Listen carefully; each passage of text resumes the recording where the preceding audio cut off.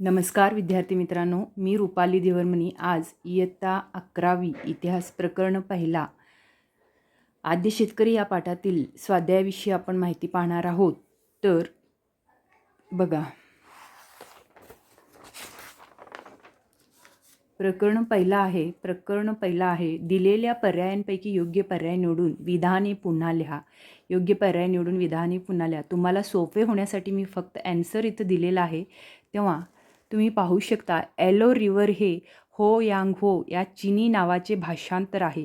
Yellow river हे हो Yang हो या चीनी नावाचं काय आहे? भाषांतर आहे.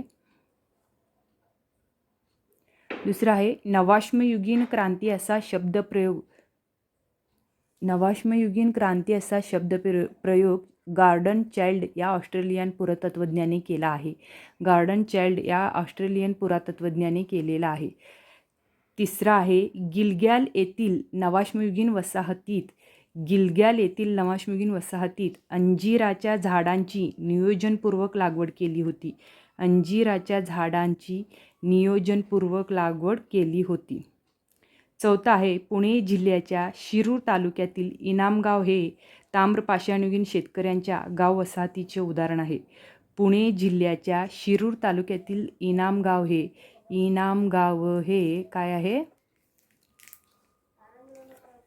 इनामगाव हे ताम्रपाषाणयुगीन शेतकऱ्यांच्या गाव वसाहतीचा उदाहरण आहे. पुढचा आहे प्रश्न पहिलामधील ब आहे गटातील चुकीची जोडी दुरुस्त करून लिहा. टायग्रीस आणि युफ्रेटिस हे काय आहे? नद्यांचे खोरे काय आहेत? मेसोपोटोमिया आहे, हे बरोबर आहे. नाईल नदीचे खोरे इथं इराण असं दिलेलं आहे. इराण चुकीचं असून इजिप्त हे राईट आन्सर आहे. होयांगहो नदीचे खोरे चीन बरोबर आहे. सिंधू नदीचे खोरे भारतीय उपखंड बरोबर आहे.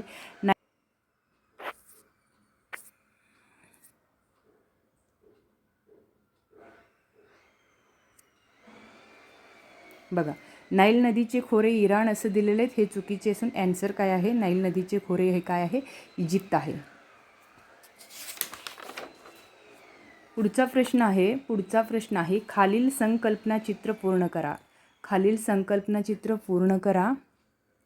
मग त्यामधील मणी बनवण्याची कार्यपद्धती आणि टप्पे सांगितलेले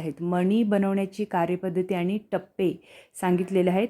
पहिला टप्पा आहे मणी बनवण्यासाठी उपयुक्त दगड आणि शंख मिळविण्याचे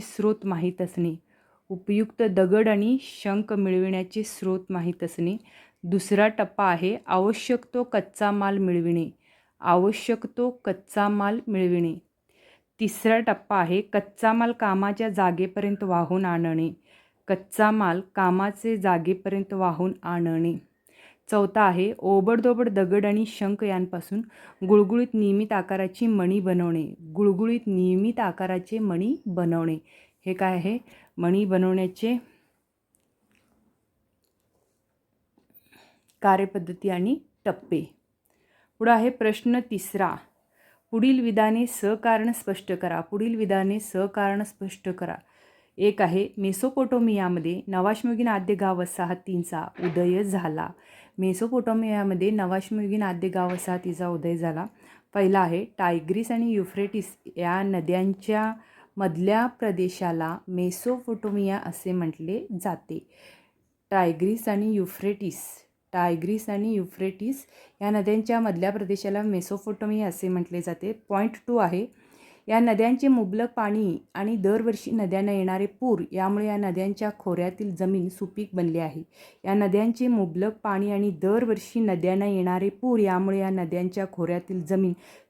बनलेली आहे. पॉईंट 3 आहे सुपीक जमिनीमुळे या प्रदेशात मानवाला उपयुक्त असणारी कुरणे, सिंचनासाठी पाणी या गोष्टी उपलब्ध झाल्या. सुपीक जमिनीमुळे या प्रदेशात मानवाला उपलब्ध असणारी कुरणे, सिंचनासाठी पाणी या गोष्टी उपलब्ध झाल्या आहेत.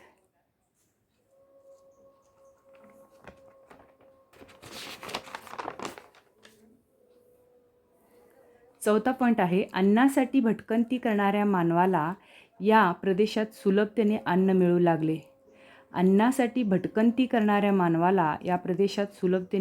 लागले.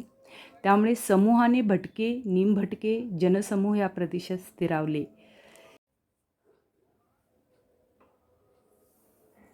अन्नासाठी भटकंती करणाऱ्या मानवाला या प्रदेशात सुलभतेने अन्न मिळू लागले.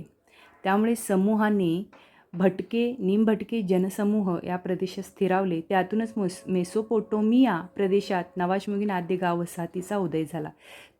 मेसोपोटोमिया प्रदेशात नवाश्मयुगीन आद्य गाव वसाहतीचा उदय झाला.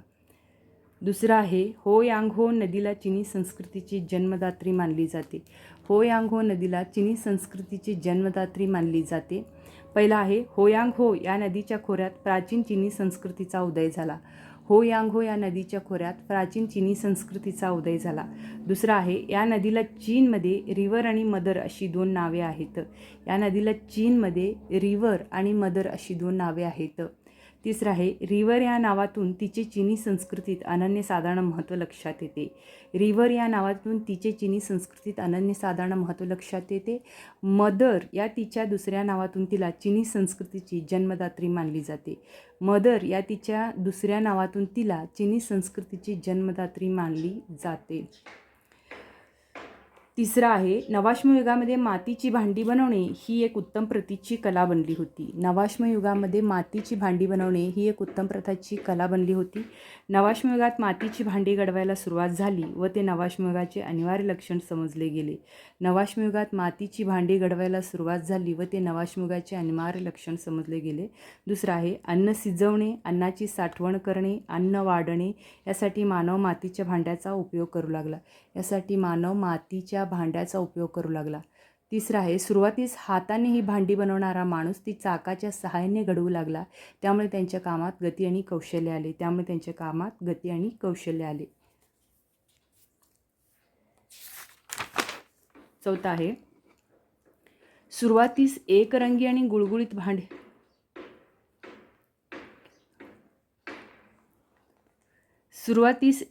व गुळगुळीत भांडी बनवणारा माणूस हळूहळू रंगीत व नक्षीदार भांडी बनवू लागला. पाचवा आहे भांड्यावर कोरून किंवा ठसे उमटवून तसेच चिखलाच्या पट्ट्या चिकटवून नक्षीदार भांडी बनवू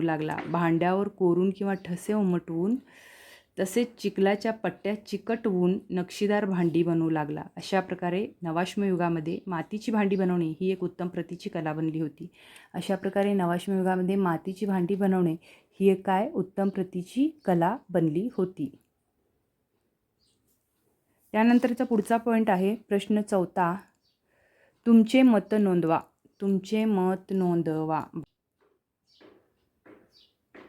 बघा नवाश्मयुगात मानवी जीवनशैलीत कमालीचा बदल घडून आला. त्यामध्ये पहिला आहे अन्नासाठी सतत भटकंती करणारा मानवी समूह नद्यांच्या सुपीक प्रदेशात स्थिर झाला. शेती करू लागला. शेतीमुळे गाव वसाहती निर्माण होऊन मानवी समूह स्थिर झाले आणि नवाश्मयुगातील मानवी जीवनशैलीत पुढील बदल झाले. पहिला आहे गाव वसाहती निर्माण होऊन सामाजिक व कौटुंबिक व्यवस्थापन केले गेले. दुसरा आहे सुबक, नक्षीदार आणि उत्तम प्रतीची मातीची भांडी तयार होऊ लागली. तिसरा आहे वसाहतीत विविध कामे करणारे कुशल कारागीर निर्माण झाले. चौथा आहे कौशल्य आधारित विविध हस्तव्यवसाय आणि अन्य कामे करणारे कारागिरांचे वर्ग. बघा गाव वसाहती निर्माण होऊन सामाजिक व कौटुंबिक व्यवस्थापन केले गेले. सुबक, नक्षीदार आणि उत्तम प्रतीची मातीची भांडी तयार होऊ लागली. वसाहतीत विविध कामे करणारे कुशल कारागीर निर्माण झाले.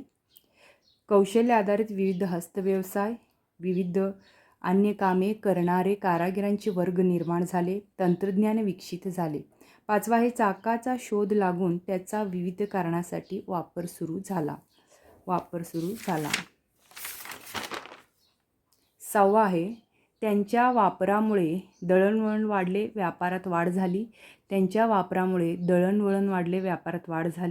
सातवा आहे प्राण्यांचा उपयोग अवजड सामानाच्या ने-आणीसाठी केला जाऊ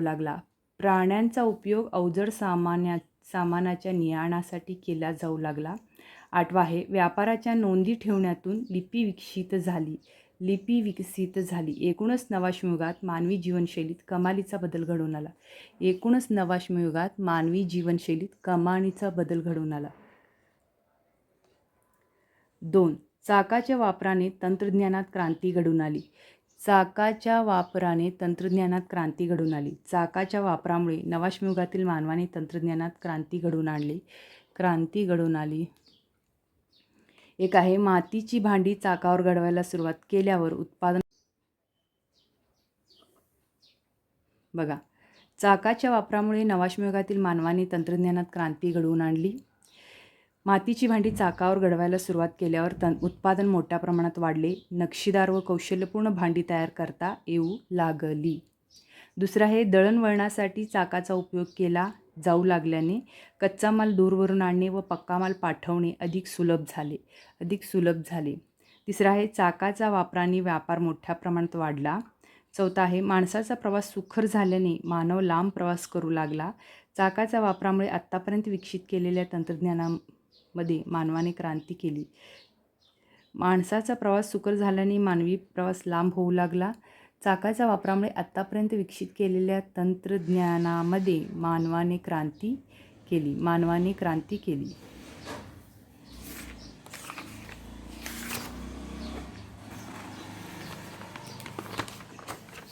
तर विद्यार्थ्यांनो, इथं आपला प्रकरण पहिला संपतो. नमस्कार.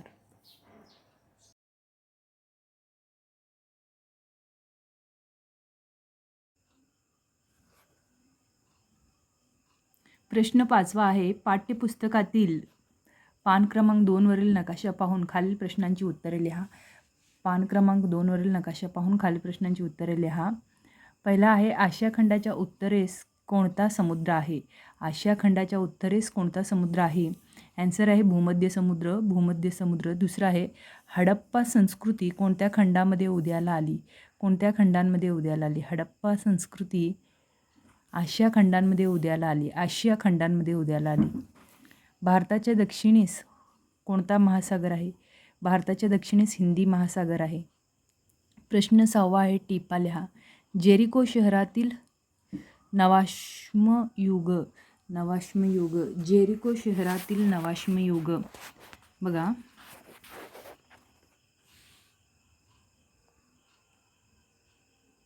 इसवी सन पूर्व 9000च्या सुमारास पॅलेस्टाईन प्रदेशात जॉर्डन नदीवर जेरिको ही गाववसाहत वसली होती. मग नवाश्मयुगात जगभर उदयास आलेल्या पहिल्या कायमस्वरूपी वसाहतींपैकी ही एक गाववसाहत होय. या वसाहतीच्या संरक्षणासाठी एक संरक्षण तटबंदी बांधलेली होती. या तटबंदीला भरभक्कम बुरुज बांधला होता. इसवी सनापूर्वी 8000च्या सुमारास येथे सामाजिक जीवनाची सुरुवात झाल्याचे मानले जाते. हा संघटित साम्राज्याचा पुरावा मानला जातो. नवाश्मयुगातील जेरिको वसाहतीत अन्नधान्याची व फळाची लागवड केली जात आहे. पुढचा आहे होलोसीन कालखंड. इसवी सनापूर्वी सुमारे 12,000 ते 11,000 वर्षापूर्वी शेवटचे युग संपून उबदार आणि आर्द्र हवामानाचा एक नवा कालखंड पृथ्वीवर सुरू झाला. या कालखंडाला होलोसीन कालखंड असे म्हणतात. दुसरा आहे, विविध जलाशयामधील पाण्याचे साठे वाढले. तिसरा, पाण्याच्या उपलब्धतेमुळे या कालखंडात विविध प्राणी आणि वनस्पती यात वाढ झाली. चौथा आहे, मॅमथसारख्या विशालकाय प्रजाती नष्ट होऊन माशांच्या विविध प्रजाती, शेळी, मेंढी अशा राने, लहान व वेगवान प्रजाती निर्माण झाल्या. खालील प्रश्नांची सविस्तर उत्तरे लिहा. भारतातील आद्य शेतकरी आणि शेतीची सुरुवात या गोष्टीवर विस्ताराने लिहा. इसवी सनापूर्वी 8000च्या सुमारास भारतीय उपखंडात स्थिर वसाहती अस्तित्वात आल्या. यातील हडप्पासारख्या काही वसाहती विकसित झाल्या. या विकसित गाव वसाहतींमधील शेतकरी हे भारतीय उपखंडातील आद्य शेतकरी होत. हे शेतकरी बार्ली, गहू इत्यादी पिके घेत असून शेतीसाठी गाय, बैल, मेंढ्या पाळत असत. राहण्यासाठी मातीची घरे बांधत असत. या काळात शेतीच्या तंत्रज्ञानात तसेच हत्यारे, बनवण्याच्या तंत्रज्ञानात सुधारणा होऊन प्रगत हत्यारे व अवजारे निर्माण झाली.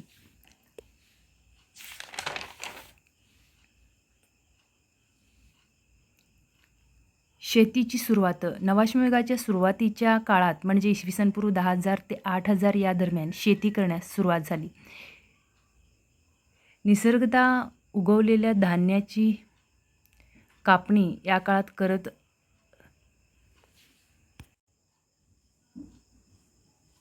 मातीची भांडी बनवण्यासाठी नवाश्मयुगीन कारागिरांना कोणत्या गोष्टीचे ज्ञान असणे आवश्यक होते?